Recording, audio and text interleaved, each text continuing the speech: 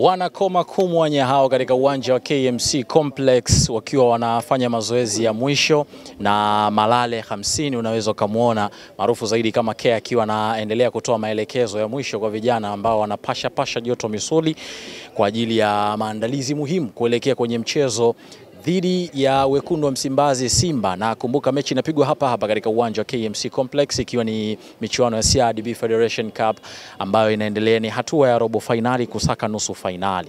Sasa mpango ni kuhakikisha kuwa Mbeya City wanaendelea kufanya kile ambacho walikifanya dhidi ya Azam FC wakiwa Azam Complex Chamazi, na pengine kukirejesha ama kuwa surprise wekundu wa Msimbazi Simba.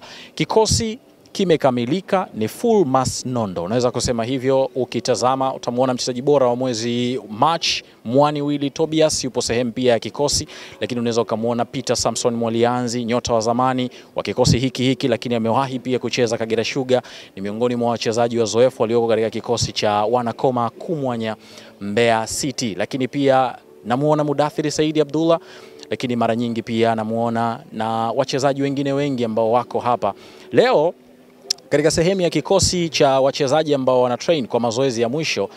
Eliud Ambokile si sehemu ya wachezaji ambao wako hapa. Tafsiri yake bila shaka hatakuwa sehemu ya mchezo wa wekundu wa Msimbazi Simba, na kama ambavyo unafahamu huyu ni mchezaji mzoefu kwenye kikosi hiki.